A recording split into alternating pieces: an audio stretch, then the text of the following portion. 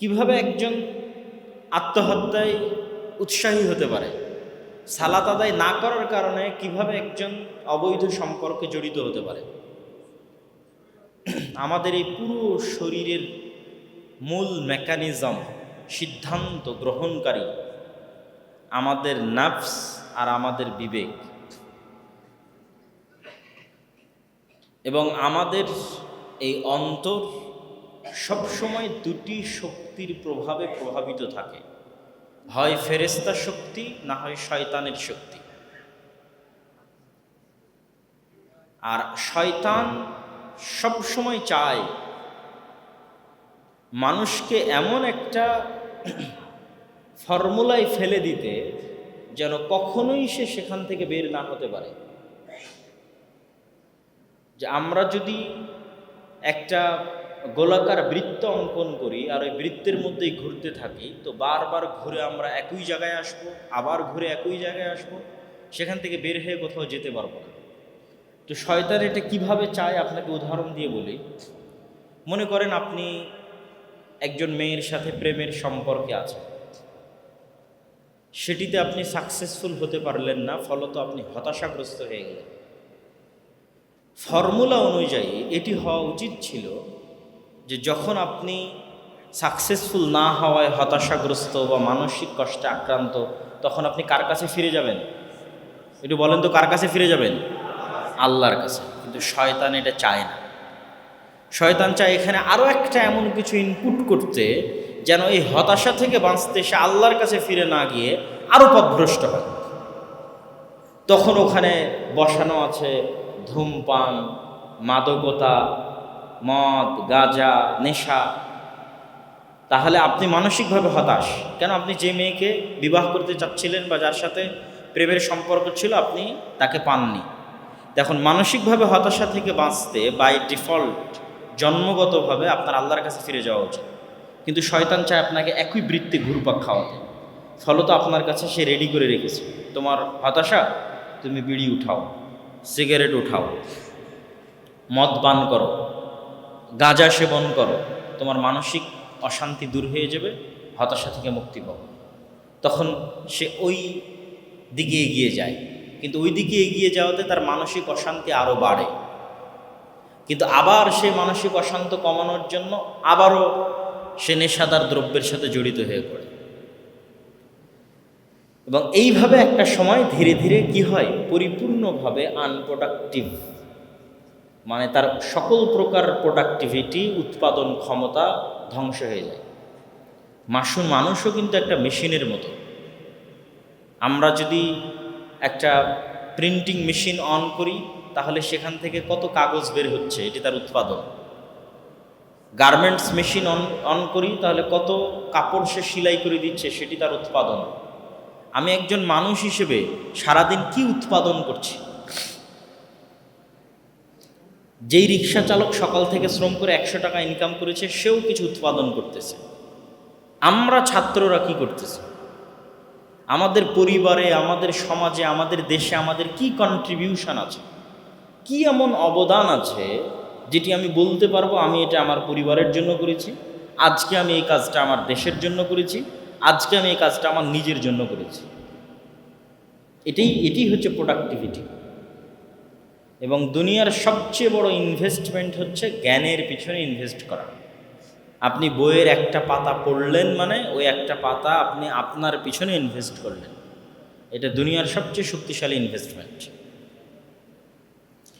তো আমরা আলোচনা করছিলাম, শয়তান সবসময় চায় মানুষের অন্তরকে এইরকম এমন এক বেড়া জালে ফেলে দিতে যেন একটা থেকে বাঁচতে আরেকটা অন্যায় লিপ্ত হয়, আরেকটা থেকে বাঁচতে আরেকটা অন্যায় লিপ্ত হয়।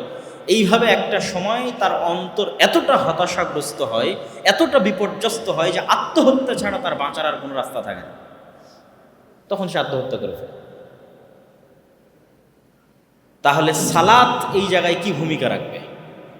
মাদকতা দূরীকরণে সালাত কি ভূমিকা রাখবে? অবৈধ সম্পর্ক, ক্ষমতার অপব্যবহার দূরীকরণে সালাত কি ভূমিকা রাখবে? আমরা শুরুতেই বলেছি এগুলো প্রত্যেকটা শয়তানের পক্ষ থেকে আমাদের অন্তরের উপর তার প্রভাব বিস্তার করার ক্ষমতা। তো সর্বপ্রথম আপনাকে আপনার অন্তরের কন্ট্রোলটা নিজের হাতে নিতে হবে। আপনার অন্তর এখন আপনার কন্ট্রোলের বাইরে। কিভাবে কন্ট্রোলের বাইরে সেটিও আপনাকে বুঝাই আমি। এখনই আপনার বন্ধু এসে আপনাকে বলল, চলো আজকে ওখান থেকে একটু ঘুরে আসি, ওখানে একটা নাটক হচ্ছে, গান হচ্ছে, অনুষ্ঠান হচ্ছে। আপনি কোনো প্রকার বিবেচনা ছাড়া, কোনো প্রকার বাস বিচার ছাড়া বলা মাত্রই উঠে গেলেন। আপনি হচ্ছেন গোলাম, শয়তানের গোলাম। আপনার নিজের নাফসের উপর আপনার নিজস্ব কোনো কন্ট্রোল ক্ষমতা নেই। আপনি যদি ওই অনুষ্ঠানে যেতেন, তাও অন্তত আপনার বন্ধুকে বলতেন যে ঠিক আছে, তুমি 2 মিনিট থামো, আমি একটু ভাবি, একটু চিন্তা করি, দেখি আজকে আমার কোনো শিডিউল আছে কিনা, কোনো হোমওয়ার্ক আছে কিনা, আমি যেতে পারবো কিনা। দেন আপনার নাফসের উপর আপনার কন্ট্রোল ক্ষমতা আছে এখনো। কিন্তু বলা মাত্রই যে আপনি চলে গেলেন, আপনার পুরো নাফস শয়তানের গোলাম। আপনি নিজেও জানেন না যে আপনার নাফসের উপর আপনার কন্ট্রোল ক্ষমতা নেই। ঠিক যখন আমরা মোবাইল চালাই, তখন আমরা বুঝি কিভাবে আমাদের নাফস আমাদের নিয়ন্ত্রণের বাইরে। পড়তে বসলে 2 মিনিট পরেই ক্লান্ত, 5 মিনিট পর ক্লান্ত, 10 মিনিট পর ক্লান্ত, কিন্তু ফোন যখন স্ক্রল করি তখন ঘন্টার পর ঘন্টা পার হয়ে যায়, বের হয়ে আসতে পারি না। YouTube, Facebook, TikTok, Instagram, reels, shorts, ঘন্টার পর ঘন্টা বের হয়ে আসা যায় না। তাহলে আমি নিজের অজান্তে ওই জিনিসটার সাথে এমনভাবে অ্যাডিক্টেড যে আমার নাফসের উপর আমার কোনো কন্ট্রোল ক্ষমতা নেই। তাহলে আমার নাফস কার গোলাম? একটু বলেন, কার গোলাম? শয়তানের গোলাম। কেননা এই নাফসের উপর আমার কন্ট্রোল ক্ষমতা নেই। কন্ট্রোল ক্ষমতা থাকলে প্রতিবার মোবাইল অন করার আগে আমার ব্রেন, আমার মেধা ঠান্ডা মাথায় কাজ করতো, আজকে আমার কি কাজ আছে, কোন কাজ বাকি আছে। এই জন্য যারা মোবাইলের নেশায় আসক্ত, কম বেশি সবাই, তো এই ট্রিক্স আরও বহু জায়গায় দেওয়া আছে এবং এটি বাস্তবসম্মত যে ঘুমাতে যাওয়ার আগে মোবাইল না চালানো, ঘুম থেকে উঠে মোবাইল না চালানো। তাহলে অন্তত আপনার ঘুম থেকে উঠে যদি 1-2 ঘন্টা মোবাইল না চালান, আপনার ব্রেনের প্রোডাক্টিভিটি বাড়বে। আজকে সারাদিন আমার কি কাজ আছে, কিন্তু ঘুম থেকে উঠেই যদি আপনি মোবাইল হাতে নেন, আপনি সারাদিনের সব কাজ ভুলে যাবেন। তো এইভাবে আমাদের নাফসের উপর শয়তানের কন্ট্রোল আছে। আপনি ফেসবুক চালাচ্ছেন, কোথাও একজন কেউ কিছু লিখেছে, সাথে সাথে ওখানে আপনাকে কমেন্ট করতে হবে। আপনি সাথে সাথেই কমেন্ট করে দিচ্ছেন, গালিগালাজ, নিন্দা, দুর্নাম। তো এই যে আপনি চিন্তা ছাড়াই কমেন্ট করে দিচ্ছেন, এই যে আপনার নাফস শয়তানের গোলাম, আপনার কন্ট্রোলে নাই। কিন্তু এই প্রত্যেকটা পদক্ষেপের আগে একটা রিলস আসছে, এই রিলস আমি দেখবো না। 5 মিনিট চিন্তা করার পর রিলসটা দেখব। খারাপ রিলসই দেখি, কিন্তু তাও 5 মিনিট চিন্তা করার পর দেখলাম, 10 মিনিট চিন্তা করার পর দেখলাম, দেখবো না। তাহলে আমার নাফসের উপর আমার কন্ট্রোল আছে। আমি এই কমেন্টটা করব না, এখানে লাইক বাটন দিব না, তাহলে আমার নাফসের উপর কন্ট্রোল আছে, কিন্তু চিন্তা করতে পারতেছি আমি। তো এই যে আপনার নাফসের উপরে কন্ট্রোলটা ফিরিয়ে নিয়ে আসবে সালাত। আপনি বিড়ি খাবেন না এই চিন্তা করার সুযোগ আপনাকে দিবে সালাত। যতক্ষণ আপনি সালাতে না যাবেন, ততক্ষণ কোনো দিন আপনি চিন্তা করার সুযোগটাই পাবেন না যে আমি আজকে সিগারেট খাওয়া বন্ধ করবো না, খাবো। কন্টিনিউয়াস খাচ্ছেন। ফ্রেন্ড সার্কেলের সাথে পড়ে গেছেন, একটা লুপের মধ্যে পড়ে গেছেন, একটা বৃত্তের মধ্যে পড়ে গেছেন, আর বের হয়ে আসতে পারছেন না। কিন্তু এখান থেকে বের হয়ে আসার রাস্তা তৈরি করে দিবে সালাত। কিভাবে? সালাত একটা অ্যাক্টিভিটি, একটা কাজ। সালাত এমন কিছু না যে বিরত থাকা, এটা না। সালাত আদায় করতে হলে অনেক কিছু করতে হয়। উজু করতে হয়, প্রস্তুতি নিতে হয়, আবার জামাতে সালাত আদায় করলে মসজিদে যেতে হয়। এই যে উজু করা থেকে মসজিদে যাওয়া থেকে প্রত্যেকটা ধাপ আপনি আপনার হৃদয়ের বিরুদ্ধে ফেলতেছেন। ইউ আর ফাইটিং, আপনি যুদ্ধ করতেছেন আপনার নাফসের উপর যে শয়তান আছে সেই শয়তানের বিরুদ্ধে। প্রত্যেকটা ধাপ, আপনার রুম থেকে বের হয়ে উজু করতে যাওয়া পর্যন্ত প্রত্যেকটা ধাপ শয়তানের বিরুদ্ধে যাচ্ছে। কেন? সে আপনাকে যেতে দিতে চায় না, আপনি যাচ্ছেন। আপনার মন চাচ্ছে না, তারপরও যাচ্ছেন। আপনার অন্তর চাচ্ছে না, তারপরও যাচ্ছেন। গোটা পৃথিবীর আর 10টা 15টা 20টা জরুরি কাজ আপনার উপর চেপে বসেছে, তারপরও যাচ্ছে। উজু করা থেকে, মসজিদে আসা থেকে, জামাতে সালাত আদায় করে থেকে বের হয়ে যাওয়া পর্যন্ত। তাহলে যখন আপনি একটা সালাত সম্পূর্ণ করলেন, তখন আপনি প্রতিষ্ঠিত করলেন, প্রমাণিত করলেন যে আপনার নাফসের আপনি মালিক। এবং আপনার নাফস আপনার সিদ্ধান্ত মানতে বাধ্য শয়তানের পায়ে। এই কন্টিনিউয়াস প্রসেসের মধ্যে যখন আপনি কন্টিনিউয়াসলি যেতে থাকবেন, আল্লাহর নবী কিন্তু এমনি বলেননি যে টানা 40 দিন কেউ যদি তাকবীরে তাহরিমার সাথে মসজিদে সালাত আদায় করে তাহলে সে জাহান্নাম থেকে মুক্ত, মুনাফিকি থেকে মুক্ত। এটা কিন্তু এমনি বলা হয়নি, এটা সাইকোলজিক্যালি উনি জানেন। মানুষের সাইকোলজি যেহেতু আল্লাহ সবচেয়ে ভালো বুঝে, আর আল্লাহ মোহাম্মদ সাল্লাল্লাহু আলাইহি ওয়াসাল্লামকে শিক্ষা দিয়েছে, সেহেতু উনি খুব ভালো বুঝেন যে টানা 40 দিন 5 ওয়াক্ত সালাত মসজিদে জামাতে আদায় করা মানে 200টা সালাত আদায় করা। আর 200টা সালাত মানে 200টা যুদ্ধ শয়তানের বিরুদ্ধে, এবং কন্টিনিউয়াস ধারাবাহিক, একটার পর একটা, একটার পর একটা, একটার পর একটা, একটার পর একটা 200টা। যখন 200 ওয়াক্ত সালাত আপনি মসজিদে চলে আসলেন, তখন অন্তত আপনি সাথে সাথেই কোনো কাজ করবেন না। ওই বন্ধু এসে বললো চল আড্ডায় যাই, এইটা আর আপনার দ্বারা হবে না। কেন? আপনার অন্তর প্রশিক্ষণ প্রাপ্ত হয়ে গেছে, আপনার অন্তরের উপর আপনার কন্ট্রোল প্রতিষ্ঠিত হয়ে গেছে। এখন আপনি বলবেন আচ্ছা থাম, আমি 5 মিনিট ভাবি আজকে যাব কি না, এখানে কমেন্টস করবো কি না আমি একটু 10 মিনিট ভাবি, আজকে বন্ধুর সাথে সিগারেট খাবো কি না একটু 10 মিনিট ভাবি, আজকে অমুক মেয়েকে ফোন করবো কি না, মেসেজ দিব কি না একটু 5 মিনিট ভাবি, তারপরে মেসেজ দেবো, ফোন দেবো। মানে এখন আপনার নাফসের উপর আপনার কন্ট্রোল ক্ষমতা প্রতিষ্ঠিত। তাহলে আমাদের যে বিষয় ছিল যুব সমাজের অবক্ষয়ের কারণ ও প্রতিকার, আমি বললাম কি করলে যুবক সমাজের চরিত্র উন্নত হবে, ওইটা না করাটাই অবক্ষয়ের কারণ। তার 1 নম্বরে আমরা আলোচনা করেছি সালাত, এবং কিভাবে সালাত আপনার অবক্ষয়কে কমাতে পারে তা বোঝানোর জন্য এত লম্বা আলোচনা করলাম। আর শয়তানের উপর তো বিস্তারিত আলোচনা বহু বক্তব্য করেছি, সেখান থেকে আপনারা শুনে নেবেন। আজকে একটু বিস্তারিতভাবে বোঝানোর চেষ্টা করলাম সালাত কিভাবে শয়তানের বিরুদ্ধে যুদ্ধ করতে এবং মাদকতা, নেশা, সুইসাইড, অবৈধ সম্পর্ক ইত্যাদি থেকে বাঁচাতে আমাদেরকে সহযোগিতা করতে পারে। এবং ইসলামের এরকম আরও অসংখ্য বিধিবিধান আছে যে বিধিবিধানগুলো আপনাকে এই সহযোগিতাটা করবে। এবং ইসলামের যে ধারাবাহিকতা আছে, ওই ধারাবাহিকতা ফলো না করার কারণেই আমরা পথভ্রষ্ট হয়ে গেছি, যুবক সমাজ পথভ্রষ্ট হয়ে গেছে। ধারাবাহিকতাটা কি? ধারাবাহিকতা যদি একদম পিতামাতার বিবাহ থেকে শুরু করেন, তাহলে আদর্শ পরিবারের আলোচনা শুনে দেখবেন ওই ধারাবাহিকতায় ত্রুটি আছে, পিতামাতার বিবাহে ত্রুটি আছে, সন্তান জন্মের পর সুন্নাত পালনে ত্রুটি আছে, আকিকায় ত্রুটি আছে, নামে ত্রুটি আছে। আপনি কি বিশ্বাস করেন মানুষের উপর মানুষের নামের প্রভাব থাকে? ইসলামে অকল্যাণ শিরক, কিন্তু কল্যাণকামিতা বা সুলক্ষণ গ্রহণ করা জায়েজ। এই জন্য মানুষের ভালো নাম রাখলে সেই ভালো নামের প্রভাব তার উপর থাকে। এই জন্য নাম পরিবর্তন করে ফেলতে হবে। যার মনে হচ্ছে যে সে ভালো হতে পারতেছে না, আগে দেখতে পারে নাম ঠিক আছে কিনা। নাম যদি ভালো না হয় তাহলে বারবার মানুষ আপনাকে একটা দুর্বল নামে ডাকতেছে, ওই বারবার ডাকার প্রভাব আপনার নাফসের উপর পড়তেছে, প্রত্যেকটা ডাকের প্রভাব। আর যখন আপনাকে একটা ভালো সুন্দর নামে ডাকতেছে, তখন ওই ডাকার প্রভাব আপনার নাফসের উপর পড়তেছে, বারবার ডাকার প্রভাব। নাম পরিবর্তন করে ফেলতে হবে। তাহলে একটা ভালো মানুষ হওয়ার, ভালো যুবক হওয়ার যে ধারাবাহিকতা আছে, এই ধারাবাহিকতায় যেখানে যেখানে কমতি আছে ওখান থেকে আমাদের অবক্ষয়ের শুরু। 7 বছর বয়স থেকে মসজিদে যেতে বলা হয়েছে, 10 বছর বয়স থেকে পিটিয়ে মসজিদে নিয়ে যেতে বলা হয়েছে। এইভাবে ধারাবাহিকভাবে আসতে থাকবে। তাওহীদের জ্ঞানের কথা যদি বলি, যে ইসলামের বেসিক মূল বিশ্বাস হচ্ছে তাওহীদ। তাওহীদের জ্ঞানের অভাবের কারণে সুইসাইড করতে পারে। যার মধ্যে ন্যূনতম তাওহীদের জ্ঞান আছে, সে পুরো পৃথিবী যদি পাপ দিয়ে পরিপূর্ণ করে দেয় তবু আত্মহত্যা করবে না, এবং পুরো পৃথিবী যদি গুনাহ করে পরিপূর্ণ করে দেয় তবু আল্লাহর রহমত থেকে হতাশ হবে না, যার মধ্যে তাওহীদের জ্ঞান আছে। তাহলে সে তাওহীদের জ্ঞান পায়নি। আল্লাহ সুবহানাহু ওয়া তাআলা কে, আল্লাহ সুবহানাহু ওয়া তাআলার পরিচয় কি, তার সম্পর্কে জানে না। এই জন্য আল্লাহ সুবহানাহু ওয়া তাআলার পরিচয় সম্পর্কে জানতে হবে। আল্লাহ সুবহানাহু ওয়া তাআলার পরিচয়ের বিষয়ে আমাদের লম্বা বক্তব্য আছে। আল্লাহ সুবহানাহু ওয়া তাআলার নাম এবং গুণাবলীর উপর লম্বা আলোচনা আছে, অসংখ্য বই পুস্তক লেখা আছে। তো তাওহীদ, ইসলামের একাত্মবাদ হচ্ছে ইসলামের মৌলিক বিশ্বাস।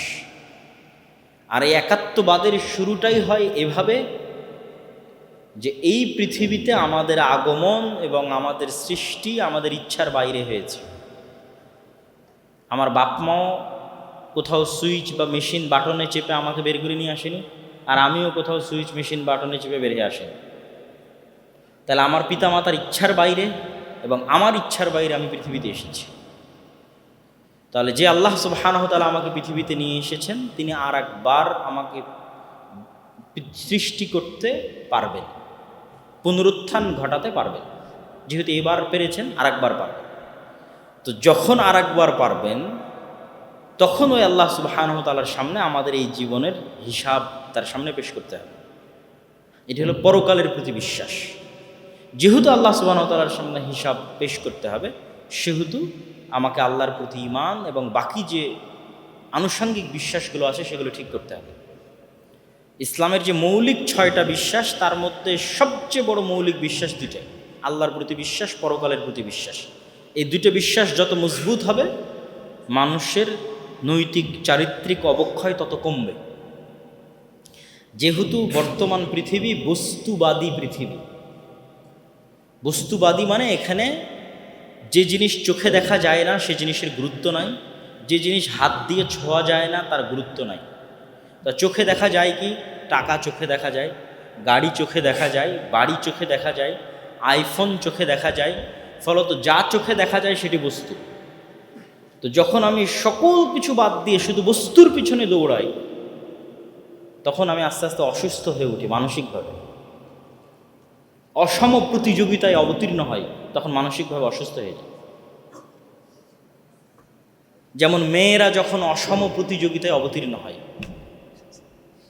চেহারার সৃষ্টিকারী আল্লাহ, সুন্দর মন্দ আল্লাহ সুবহানাহু ওয়া তাআলার পক্ষ থেকে, কিন্তু ফ্যাশন ইন্ডাস্ট্রিজের কারণে, পর্দাহীনতার কারণে সমাজে অসম প্রতিযোগিতা চলে, কে কার চাইতে সুন্দর হবে। আল্লাহি ওয়া বারাকাতুহু।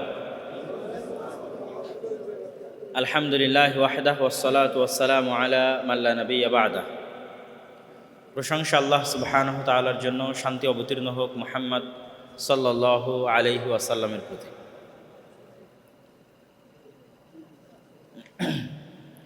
হাজী মোহাম্মদ দানেশ বিজ্ঞান ও প্রযুক্তি বিশ্ববিদ্যালয় দিনাজপুরে আয়োজিত আজকের সেমিনারের সংক্ষিপ্ত বিষয়বস্তু যুব সমাজের অবক্ষয়ের কারণ ও প্রতিকার।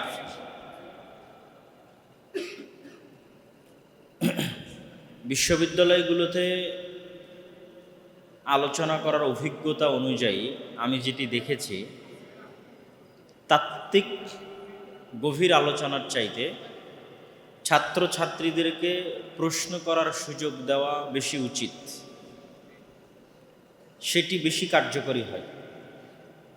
এজন্য আমি আজকের আয়োজক কমিটিকে বলেছি যে সবার জন্য ওপেন প্রশ্নোত্তর পর্ব থাকবে, যেটি দীর্ঘ হলে কোনো আপত্তি নাই।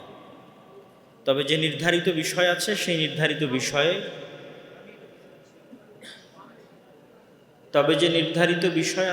নির্ধারিত বিষয়ে আমি সংক্ষিপ্ত হলেও আলোচনা পেশ করার চেষ্টা করব ইনশাআল্লাহুল আজিজ।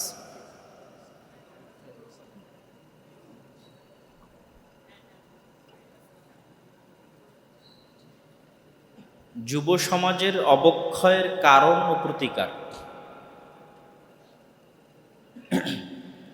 অবক্ষয় বলতে আসলে কি বুঝায়? স্বাভাবিকভাবে আমরা ধরে নিতে পারি অবক্ষয় বলতে নৈতিক এবং চারিত্রিক অবক্ষয়, তথা যুব সমাজের নৈতিক এবং চারিত্রিক অবক্ষয়। তাহলে নৈতিক এবং চারিত্রিক অবক্ষয়ের বিপরীতটা কি? বিপরীতটা হচ্ছে যুব সমাজ নৈতিকভাবে এবং চারিত্রিকভাবে খুব ভালো হবে, খুব উন্নত হবে। তাহলে যুব সমাজ নৈতিক এবং চারিত্রিকভাবে যেভাবে খুব ভালো হবে, খুব উন্নত হবে, সেই সমস্ত ফর্মুলা অনুসরণ না করার কারণেই অবক্ষয় সংঘটিত হয়। আমি ছাত্রদের দৃষ্টি আকর্ষণ করতে আবারও বলছি যে প্রশ্ন দেওয়া আছে যুব সমাজের অবক্ষয়ের কারণ বিষয়। আমি উত্তরে বলতে চাচ্ছি যুব সমাজের নৈতিক এবং চারিত্রিক অবক্ষয়ের বিপরীতটা কি? বিপরীতটা হচ্ছে সে নৈতিক এবং চারিত্রিকভাবে খুব ভালো এবং খুব উন্নত হবে। তাহলে যেই ফর্মুলা ফলো করলে সে নৈতিক এবং চারিত্রিকভাবে খুব ভালো এবং উন্নত হবে, সেটা ফলো না করাটাই তো অবক্ষয়ের কারণ। আমি কি আমার কথা বুঝাতে পেরেছি? তো এই আমাদের আলোচনার টপিকটা যদি আমরা আরেকটু ঘুরিয়ে দিই, যে কি করলে এবং কি মানলে বা কিভাবে যুব সমাজ নৈতিক এবং চারিত্রিকভাবে উন্নত হবে, সচ্চরিত্রবান হবে, ভালো হবে, তাহলে অটোমেটিক চলে আসবে যে ওই জিনিসগুলো না করার কারণে সে চারিত্রিকভাবে অনুন্নত হয়ে যাচ্ছে, চারিত্রিকভাবে অধপতনের শিকার হচ্ছে। যেমন আমি যদি যুব সমাজের অবক্ষয়ের কারণে বলি, মানে অবক্ষয়ের দু একটা উদাহরণ দিই তারপরে বলি। অবক্ষয়ের উদাহরণেরা শিক্ষক মণ্ডলী আমার সাথে শেয়ার করেছে যে অবক্ষয়ের উদাহরণ হচ্ছে মাদক দ্রব্য সেবন, ধূমপান, নেশাগ্রস্ত, অবৈধ সম্পর্ক, হতাশা, ক্ষমতার অপব্যবহার, ঠিক আছে, আত্মহত্যা, আর অসংখ্য অসংখ্য অসংখ্য কিছু। তো আমি যদি এই সমস্ত অবৈধ সম্পর্ক, ক্ষমতার অপব্যবহার,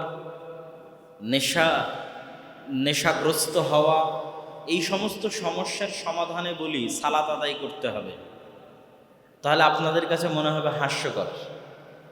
আমরা বিষয় দিলাম কি, আর আব্দুল্লাহ ভাই উত্তরে বলে কি, বলে এইগুলোর সমাধান নাকি সালাত আদায়ের মধ্যে আছে। তো এই জন্য আমি বিষয়টা আরেকটু ঘুরিয়ে ধরি, কি করলে আপনি ভালো হবেন, যুবক সমাজ কি করলে উন্নত চরিত্রের অধিকারী হবে, ওইটা না করার কারণেই সে অবক্ষয়ের শিকার হচ্ছে। তো সেক্ষেত্রে সালাত কি ভূমিকা রাখবে? সালাত না আদায় করার কারণে কিভাবে একজন মাদকাসক্ত হতে পারে? সালাত আদায় না করার কারণে